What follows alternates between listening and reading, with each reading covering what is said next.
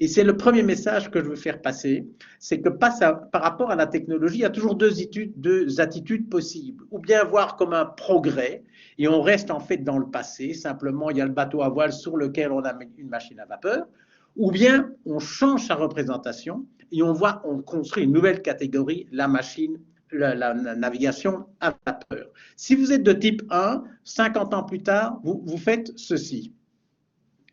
Ce bateau-là a été construit, c'est le plus grand voilier jamais construit au monde, 50 ans après celui que je viens de montrer. En plus, il n'a jamais navigué, il était trop grand. Donc, il y a un moment donné, où il faut changer de catégorie. Et c'est très important. Le message de ces 15 premières minutes, nouvelle technologie exige nouveaux modèles mentaux. Si j'ai la nouvelle technologie sans le nouveau modèle mental, un jour ou l'autre, je vais être déçu.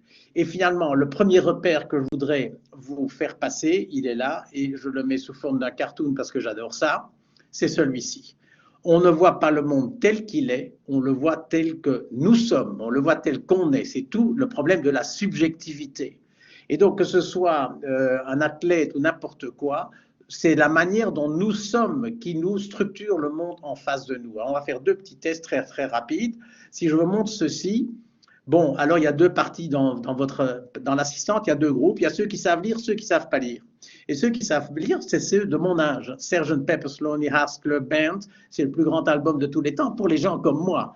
Les Beatles, il y a 50 ans. Mais par contre, ceux qui ont aujourd'hui 20, 30 ou 40 ans, ils ne savent pas lire ça. Et effectivement, on ne voit pas le monde de la même manière. Deuxième petit exercice, je vais dessiner quelque chose. Et je vais vous demander, que croyez-vous que je dessine? Alors à ce stade-ci, on ne sait rien dire, donc je continue et je fais ça. À ce stade-ci, c'est comme le bateau, vous pouvez voir différentes choses. Alors vous pouvez voir par exemple une croix, vous pouvez voir un escalier en construction, vous pouvez voir un plan de ville, puisqu'on est dans les cities aujourd'hui, et je continue. Et je fais ça. Alors là, tiens, oui, on peut voir le plan d'une ville, un peu une ville très rectangulaire, oui, mais aussi on peut voir la lettre H, comme il y a au-dessus des hôpitaux un grand H en relief. Et maintenant, regardez bien, dites-vous que c'est la lettre H, vous allez détester ce qui suit. Par contre, si je fais marche arrière, oh non, pardon, oui, là, je me suis trompé de sens, donc je vais ici, je ne suis pas habitué, c'est très bien. Par contre, si je vous dis non, non, ce n'est pas du tout un H, c'est un labyrinthe que je construis, vous allez adorer ceci.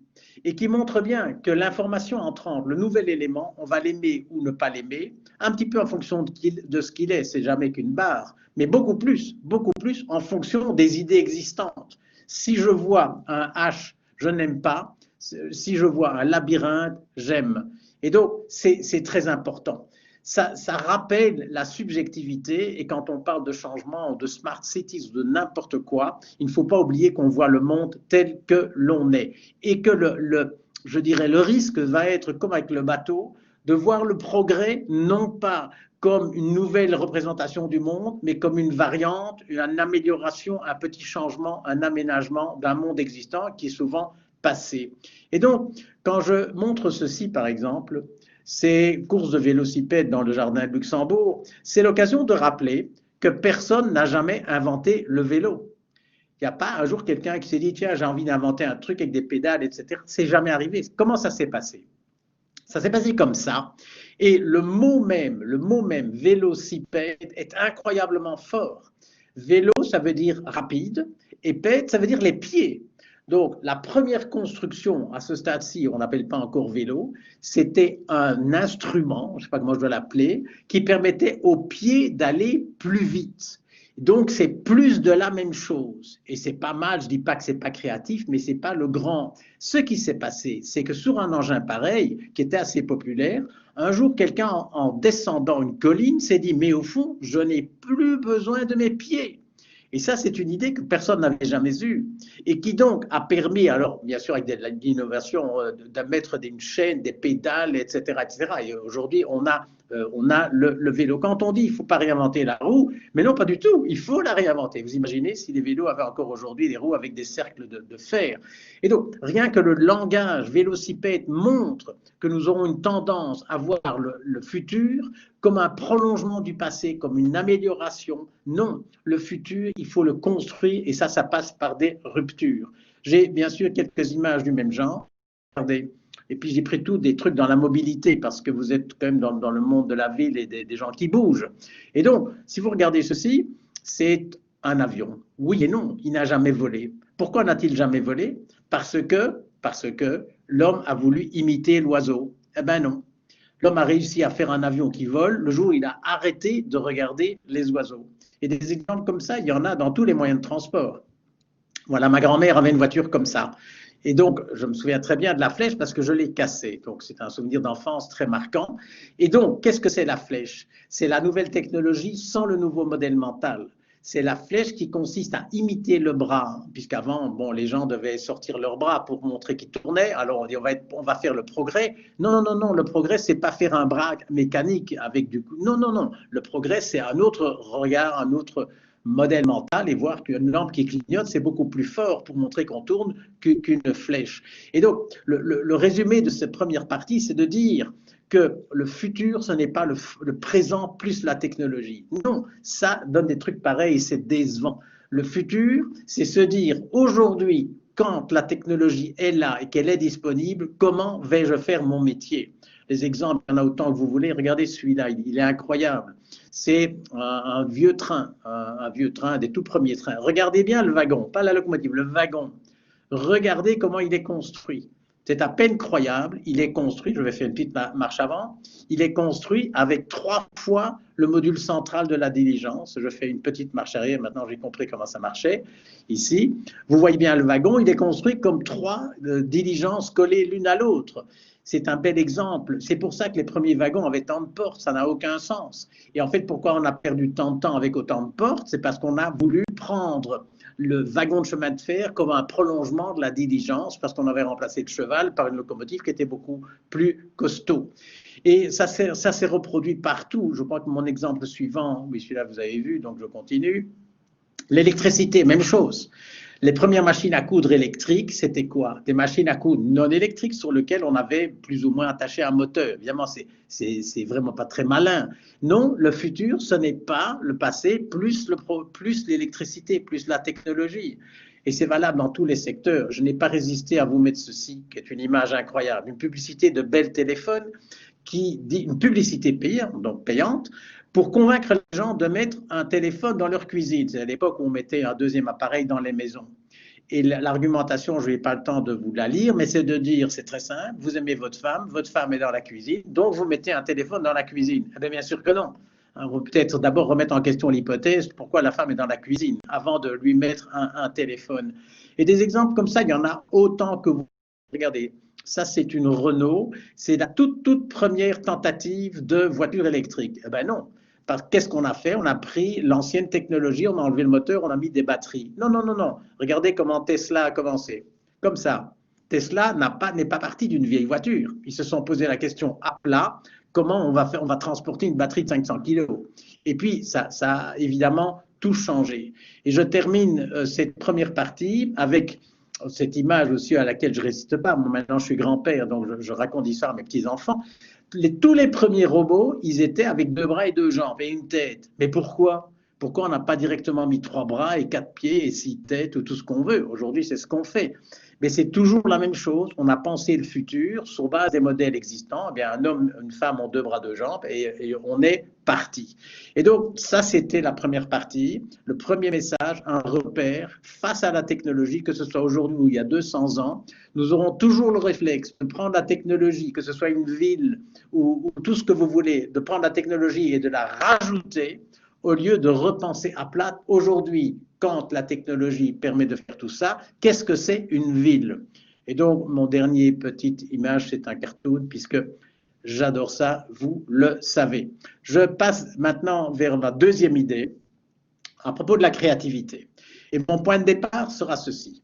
J'étais en 2008 aux États-Unis, un magazine, Wired Magazine, qui était un magazine qui est toujours très populaire dans la Silicon Valley, annonce tout simplement, tenez-vous bien, surtout dans un milieu universitaire, la fin de la science. La fin de la science, qui est évidemment un petit peu étrange, parce que, bon. Et l'argumentation, je vous la résume, c'est de dire qu'avec Big Data, pardon, avec Big Data, la capacité de faire des liens, de la corrélation entre les informations est suffisante pour agir. On n'a plus besoin de modèles mentaux, on n'a plus besoin d'hypothèses, on n'a plus besoin de rien. Donc, par exemple, dans le business, parce que je vis quand même beaucoup dans le business, si Big Data vous apprend que les gens qui ont une Renault vont au cinéma le mardi et que ceux qui ont une Peugeot vont au cinéma le jeudi, enfin à l'époque où les cinémas étaient ouverts, eh bien, pas besoin de savoir pourquoi. On n'a pas besoin de science, pas besoin de modélisation. Simplement, je ferai ma pub pour Renault le mardi et celle pour Peugeot le jeudi. Et donc, c'était la thèse terriblement provocante de ce magazine en 2008. Et c'était, je dirais, cet article a été salutaire parce que 12 ans après, on en parle encore. Et la communauté scientifique a été forcée de réagir par rapport à ça. Alors, je vais partager avec vous, vous savez, mon métier premier, moi, c'est la créativité. Ça brûle en moi depuis que je suis enfant et j'ai essayé j'en faire beaucoup et j'ai surtout étudié la philosophie pour essayer encore mieux de comprendre comment le cerveau fonctionnait.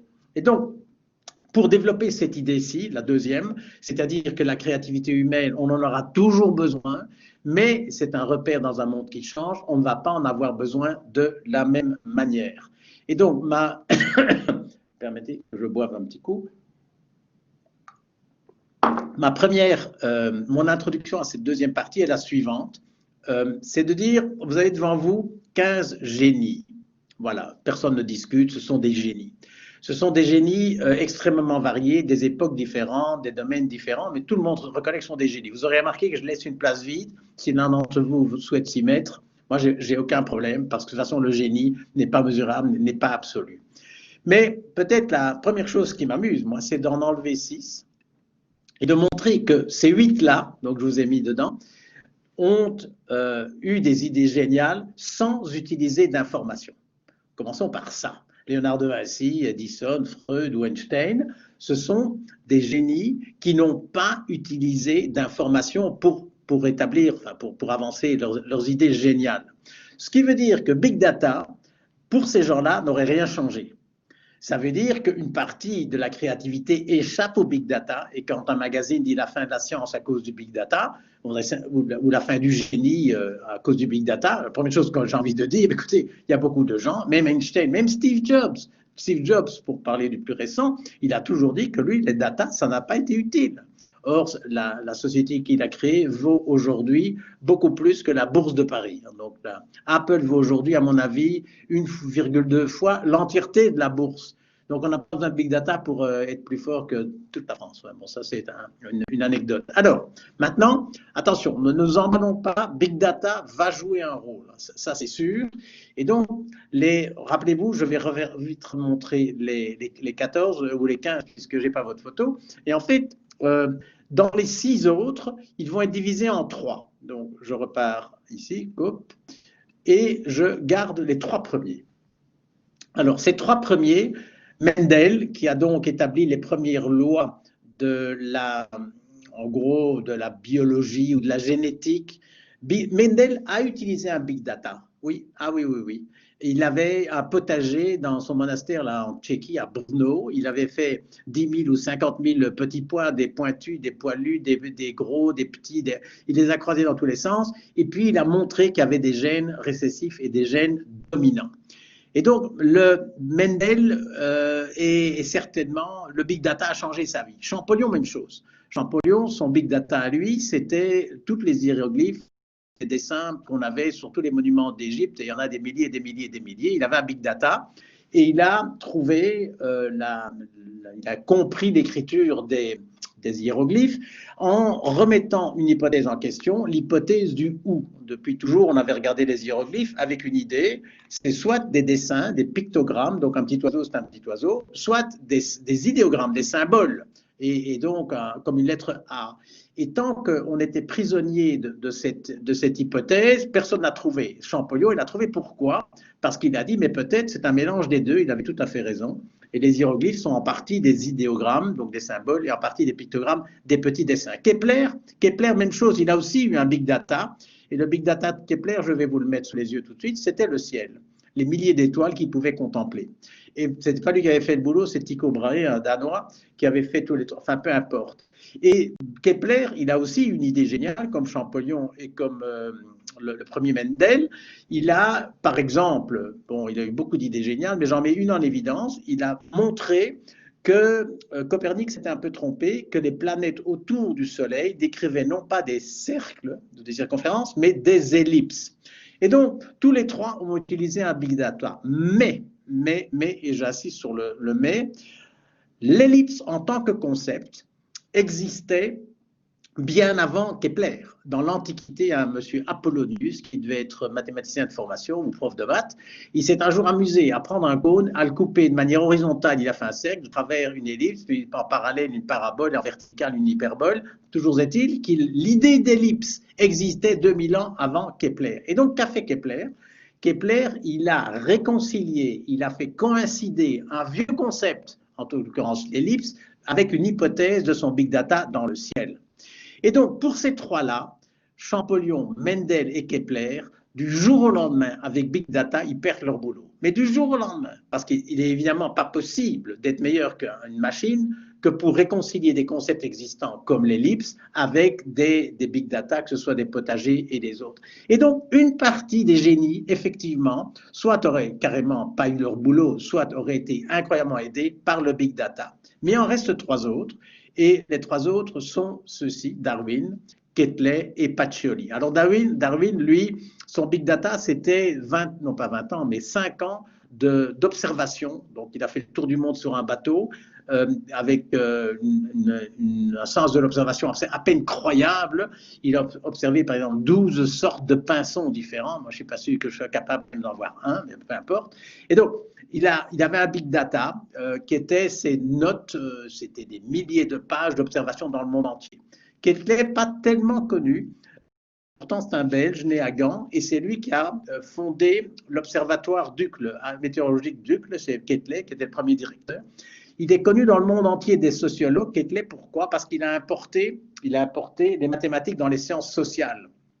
Et par exemple, je sais pas comment on dit, le rapport sur le poids, le nom m'échappe, c'est quand la masse corporelle, IMC, voilà, l'indice de masse corporelle, excusez-moi, c'est lui qui a inventé ça. Et l'indice de masse corporelle est encore un concept utilisé aujourd'hui, notamment pour lutter contre l'anorexie dans les concours de beauté. Pacioli, voilà le troisième exemple. Lui, alors là, ça c'est mon favori. D'abord, c'est un mathématicien. Il est de la Renaissance. Il avait un copain assez sympa, qui s'appelait Léonard de Vinci, qui a illustré ses bouquins. Donc ça c'est classe. Hein. On va avoir Vinci pour illustrer son bouquin. Pacioli, il a eu une idée absolument incroyable. Pour ceux qui sont un peu dans le business, c'est lui qui a inventé la comptabilité en partie double. Parce que son big data à lui, c'était ça. C'était la comptabilité en partie simple, c'est-à-dire on met une colonne où on alignait les plus et les moins, disons plus, moins, plus, plein. Et donc il a eu une idée, le Pacioli, absolument incroyable. Il a dit on va faire la comptabilité en partie double. Comme peut-être certains d'entre vous, ça ne les intéresse absolument pas, je ne vais pas trop insister. Mais ce que je veux dire, c'est que Darwin, Quetelet, Pacioli, c'est vrai, ils avaient un big data. Les comptes, les gens. Quetelet, par exemple, il avait accès aux statistiques de l'armée. Donc, il a pu inventer ces concepts de Belge moyen, etc., parce qu'il avait accès aux statistiques de l'armée qui étaient le big data. Darwin, c'était ses oiseaux. Ces trois-là, ils avaient, oui, un big data, mais gardent leur boulot malgré le big data. Pourquoi? Parce que le concept de la sélection naturelle ou de l'IMC, masse corporelle ou la comptabilité en partie double, ce ne sont pas des idées qui existaient dans le passé. Elles sortent, on ne sait pas d'où, en fait on sait très très bien d'où, elles sortent du génie créatif de l'être humain. Et c'est ça le deuxième repère que je voulais partager avec lui, que les machines, la smart et tous les, etc., bien sûr, ont une influence incroyable, vont complètement réorganiser la science, mais vont en tout cas pas la faire disparaître. Bien au contraire, je crois que les technologies, c'est une occasion de penser plus et certainement pas de penser moins. Ma dernière image, c'est celle-ci, donc la dernière. C'est celle-ci. C'est un peu un résumé. C'est un résumé. C'est la couverture des Economist il y a, je ne sais plus moi, il y a environ 1 an et demi, 2 ans. Il titrait, le titre du journal, c'était l'information, c'est le nouveau pétrole. C'est le nouveau pétrole. Eh bien, c'est une bonne manière pour moi de m'arrêter parce que oui et non. Oui et non. Et je vais revenir à ma première idée. pour des nouvelles technologies, il faut des nouveaux modèles mentaux. Et quand on regarde l'histoire du pétrole, c'est très intéressant. Pourquoi? Parce qu'il a été découvert dans les années 50, 1850 environ. Et ce qui est inouï, c'est que pendant 30 ou 40 ans, la seule chose que l'on a fait avec le pétrole, c'est le brûler. Pourquoi? Parce qu'avec le charbon, on brûlait. Et donc pendant 40 ans, on a eu la nouvelle technologie, le pétrole, avec l'ancien modèle mental brûlé. Et peut-être que c'était pas mal, peut-être c'est un petit peu plus facile de brûler du pétrole, c'est un petit peu moins difficile à transporter, j'en sais rien. Il y avait peut-être quelques arguments. C'est seulement dans les années 90, 1890, qu'on a commencé à transformer le pétrole pour chercher ce qu'on appelle le plastique, et on l'a fait exploser, bien sûr, pour faire tous je dirais, les moteurs en tout genre. Et donc, sur le dessin avec lequel je m'arrête, c'est-à-dire cette image d'économiste, le message est le même, est le même. La nouvelle technologie, le pétrole, n'a pris vraiment son essor que quand on a eu des nouveaux modèles mentaux, des nouvelles idées, on va transformer, on va faire exploser le pétrole et pas simplement le brûler. Voilà, j'ai parlé 27 minutes ou 23 minutes, donc je suis vraiment dans les temps, mais j'ai surtout envie d'échanger avec vous et je vous remercie beaucoup et je quitte mon cher Paul. Voilà, merci.